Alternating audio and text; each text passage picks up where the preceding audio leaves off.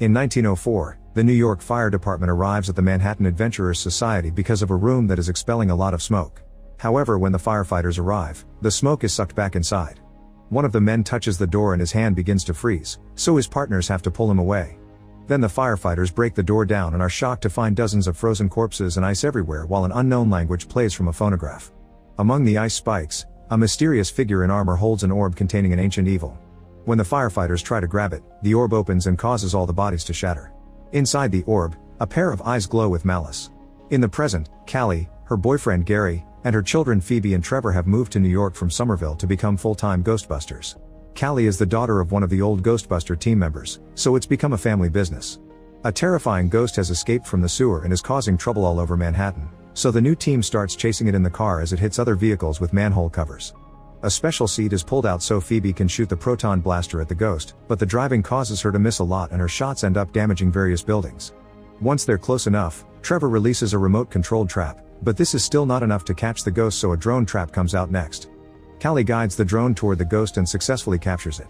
The family celebrates and Gary gets distracted, causing him to lose control of the car and crash into a rack of city bicycles. People on the streets record everything with their phones and soon the team appears on the news. The damage they've caused is seen in a negative light, so Mayor Peck calls the team to his office to scold them for what they've done to the city and for bringing along Phoebe, who is still a minor. Afterward, the team returns to headquarters, which is the same office the old Ghostbusters used to work in. Remembering the mayor's threats, Callie and Gary decide that Phoebe should have a normal life and is kicked out of the team. Phoebe doesn't take it well, but her complaints are ignored. Then Gary and Callie put the ghost in their containment unit, which takes more effort than usual, but they don't know why. Thankfully, the light turns green, meaning the ghost is successfully contained. Meanwhile, Ray from the old Ghostbuster team and podcast have an online show. Using an horoscope, they measure the spiritual energy of everyday objects to try to find a connection to the afterlife. A woman brings a watch from her late husband, but Ray gets no readings and podcast just smashes it with a hammer. Later, when Phoebe comes to visit, she discovers that their shop has a bunch of little entities known as marshmallow men running around his room. She thinks they're cute, but podcast smashes one down as he explains they're a plague. Suddenly Nadim enters the shop and the mere sight of his box sends all the Marshmallow Man running to hide in fear. The box has a bunch of family antiques that Nadim wants to sell and Ray is immediately curious about the orb, noticing the glyphs on it. He uses the horoscope on it, but the energy emitted by the orb causes a surge that breaks the device and triggers a short earthquake.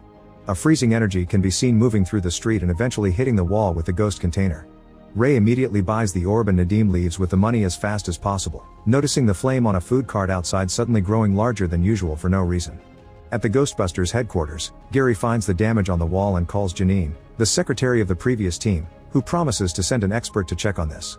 Upstairs, Trevor notices some green slime leaking through the roof and goes to the attic to investigate. He finds a pile of empty food packaging that moves as something naps underneath, so he takes a closer look and is shocked to find Slimer, who jumps out, flies through Trevor, and escapes by passing through the wall. Sometime later, the team gets a ghost alert and leaves on a mission, but they refuse to take Phoebe. She ends up going to the park to play chess by herself, but suddenly the pieces start moving on their own. A ghost named Melody appears, and her shape looks flamey because she died in a fire. While they play, Melody admits she has very low chances of crossing over because she has unfinished business.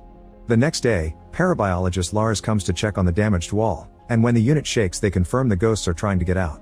Former Ghostbuster Winston brings the original design of the containment unit, which was created by Callie's late father. They conclude the unit is running out of space after 40 years of compiling spiritual waste. Winston also informs them that the blast that caused the earthquake created a rift which could potentially act as a gateway to the other side. Since obviously this building won't hold for long, Winston takes the team to a secret lab where he's keeping the Paranormal Research Center. All kinds of scientists gather here to study supernatural phenomena. Trevor gets to reunite with his friend Lucky, who is working there as well. Whenever Ray finds an item with supernatural energy, he sends it to the lab, and Lars puts them in a machine that separates the ghost from the object. Using the original design as a guide, they've also built a bigger container unit, so they'll have to start moving the ghost from headquarters by bringing them with traps. Not all the ghosts are kept in the unit, some of them are in special cells for further study. Phoebe is freaked out by a skull while Gary and Callie step back when a ghost pukes at the glass. There's also a possessor that likes jumping from device to device. Later in the evening, the team gets another mission and leaves without Phoebe again. At that moment a second emergency call comes in, so Phoebe and Podcast go to take care of it behind the adults' backs. They make it to a restaurant and discover the ghost is Melody, so Phoebe doesn't dare to shoot. Melody immediately escapes and Phoebe reacts too late, causing the windows to break. Meanwhile in the lab, Lars and Lucky are working with Ray's objects. When it's the orb's turn, All the ghosts in the cells feel rather disturbed. The machine fails to remove the spirit and suddenly the lab goes through a power surge. Some cell windows break and the ghosts start moving to escape, but at that moment Lars fixes the power and everything goes back to normal. Then he grabs the orb, only for his hand to start freezing. Lars drops the orb right before he can lose his arm. Moments later, Melody visits Phoebe in her room. Phoebe shows her around and Melody almost touches the containment unit but stops just in time. Melody also keeps playing with some matches, so Phoebe explains that's the object that's anchoring her to this world. It turns out these matches started the fire that killed her family. In the lab, the orb sends out a freezing blast that hits the unit again and shuts down the power in the city.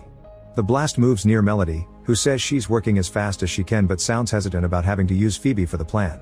The following day, Trevor puts down a trap in the attic and covers it with junk food before hiding with a proton blaster ready. Slimer comes out to eat, but before Trevor can shoot it, another earthquake hits the city. The team rushes to the containment unit and finds a huge hole in the wall plus frost all over the place. Afterward the team returns to the lab and learns that the orb is also freezing. Grabbing it with a tool, Lars shows the orb to the Marshmallow Men, who feel so attracted to it that they splash against the window. Apparently the orb can mind control ghosts, it also freezes certain devices when it gets too close. Desperate for more information, Lucky, Trevor, and Lars go to see Nadim, who shows them his grandmother's special room. There are lots of antiques there, like some weird horns and the armor from the beginning. Lars realizes that everything in the room is made out of brass, which can trap ghosts. When the trio uses the oroscope on Nadim, there's a strong reaction, so they bring him to the lab with them. After connecting Nadim to a machine, former Ghostbuster Peter starts asking some strange questions. Suddenly he throws a pen at Nadim, who gets angry and causes a nearby flame to grow bigger. As an argument ensues and Peter throws more pens, Nadim's anger grows and so does the flame, which means he has the power to manipulate fire. In the meantime, Podcast is reviewing the video he took at the lab and discovers a weird ancient language coming out of the orb. He, Phoebe, and Ray decide to consult an expert and leave on Ray's old bike. They go to the New York Public Library and talk to a scientist who translates the words from the video while showing them a carving on an old book. Centuries earlier, a power-mad king sought help from a powerful entity called Garaka, who had his own plans to bring a new ice age. Nadim's ancestors were a team known as the Fire Masters, who used their abilities to imprison Garaka in the orb and steal the horns that gave him his power. If Garaka becomes free, New York would experience the death chill, which kills people with a cold formed from chilling fear. The scientist also shows them some wax cylinders with old recordings, including one from the Manhattan Adventurers Society. That group used to love stealing relics and many years ago tried opening the orb, which killed them all. The group hears the recording and finds the same words from the video. Suddenly the cylinder starts shaking and jumps out of the machine to land in a trash bag, which starts going crazy around the library. The team starts following it and when Ray walks among the shelves, he's blocked by the same library ghost from the 80s. The group follows the ghost outside and finds it resting on the lion statue. Ray tries to reach for it, but suddenly the lion starts moving because the ghost left the bag to possess the statue instead. As people run away in panic, Phoebe gets a proton blaster from the bike and shoots the lion, causing it to explode. Moments later, Peck announces that he's shutting down the Ghostbusters, which has been his wish since the old days. Phoebe tries to protest, but Peck says it's either this or going to prison. In the evening, the team returns to headquarters and discovers all their equipment has been taken by the police. While Phoebe argues with her parents, Ray shows Nadim the damage on the containment room and tells him he's the next Fire Master, so he needs to start training to save the world. The first exercise is to move a flame from a lighter to a candle. As Nadim moves his hand, the flame moves as well, but it doesn't do much yet. Meanwhile Phoebe goes to the park again and meets with Melody. The girls chat and get to bond, so Phoebe admits she would like to be a ghost, giving her an idea. They go to the lab and Phoebe enters the machine, then Melody activates it to temporarily separate her soul from her body. The procedure works, but Melody apologizes and looks sad.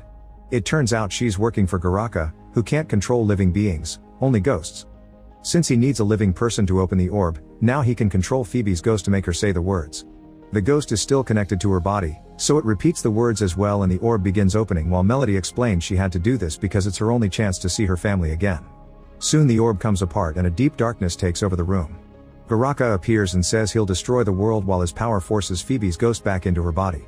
At that moment Lucky shows up and tries to fire a proton blast at Garaka, but he quickly freezes and shatters the stream before disappearing. While the rest of the team comes to free Phoebe, Garaka enters the shop in Nadim's building and freezes the clerk to death.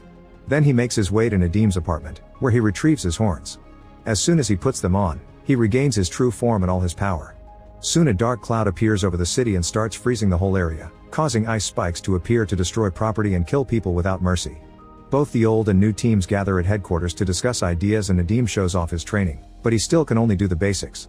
Fortunately, Lars has some equipment in his van, so the team starts getting ready to fight while Lucky points out their weapons won't be enough considering what happened in the lab.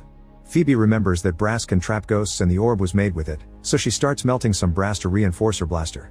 On the roof, Trevor and Lucky see a tricycle rolling on its own on the deserted street, so they guess it's the possessor ghost that escaped from the lab and rush back inside. As the storm outside gets worse, the tricycle hits the door, causing it to blow out of its hinges. A red light that represents the possessor hits the Ghostbusters sign and makes it fall before going inside and possessing the car. The vehicle moves back and everyone jumps out of the way just in time. Lars goes into another room because he heard a noise, but it's one of the little ghosts from the lab, who shoots goo at his face. The red light soon leaves the car by possessing a paper plane, then it jumps into Lucky's proton pack. It raises the blaster and tries to shoot Trevor, but Gary pushes him away and Nadim uses his power to redirect the blast out the window. Podcast smashes the pack with his hammer and the ghost jumps out to possess a pizza, only to end up devoured by Slimer. At that moment the ice starts covering the headquarters building. Phoebe goes to the unit room and finds Melody, who swears she didn't want to hurt anybody and only wanted to see her family. Furious, Phoebe makes her see that nobody can help her move on. Melody has to find it in herself. Then Garaka finally arrives and blocks the front door with more ice spikes. As the building starts shaking and coming apart, the Ghostbusters shoot all their proton blasters at the same time, but Garaka freezes all the streams in seconds. Suddenly Nadim appears wearing the Fire Master armor and tries to use the lighter to summon a flame, but it's not working because he used all the fluid in training. Garaka grabs the lighter and destroys it before shooting a blast that creates a chasm in the floor and traps everyone with more ice spikes. Then Garaka says an incantation to release all the ghosts from the unit, which makes a huge energy blast to shoot up into the sky. All the ghosts from the unit escape and start terrorizing the city, but Phoebe can't see Melody anymore. She rushes upstairs and fires her blaster at Garaka, who can't freeze this reinforced energy, so he shoots Frost at Phoebe instead. The girl instantly freezes and Garaka tries to extract her soul, but at that moment Melody reappears and lights her last match. Now Nadim can create a fireball that he shoots at Garaka, and the strong heat melts the ice in the room, releasing everyone. Phoebe shoots her blaster again and has trouble standing still with so much power in her hands, so her family helps her hold it. While the combined effort of the reinforced blast and Nadim's fireball overpower Garaka, Podcast rushes to the car and releases the drone trap. However, the Marshmallow Men have also escaped the lab and mess with him, causing him to lose control of the trap and allowing Garaka to knock it down. The older Ghostbusters realize that since Garaka released all the ghosts, the containment unit is now empty. They run to the basement to activate it, and thanks to everyone working together, Garaka is dragged into the unit and the light turns green, confirming the bad guy has been successfully sealed. Afterward, Melody gives Phoebe her matchbox and says goodbye before finally moving on. The team comes out and discovers all the ice is melted. Perk appears to try to scold them again, but all the locals are showing their support and Perk has no choice but to play along, allowing the Ghostbusters to function for now. Now all the ghosts that Garaka released are loose in the city, so the team jumps back into action to start cleaning. On their way out, Phoebe calls Gary Dad for the first time. Some time later, when a truck driver stops at a gas station, the Marshmallow Men use the chance to steal away his vehicle. Make sure to subscribe and turn on notifications so you can watch more videos like this. Thanks for watching.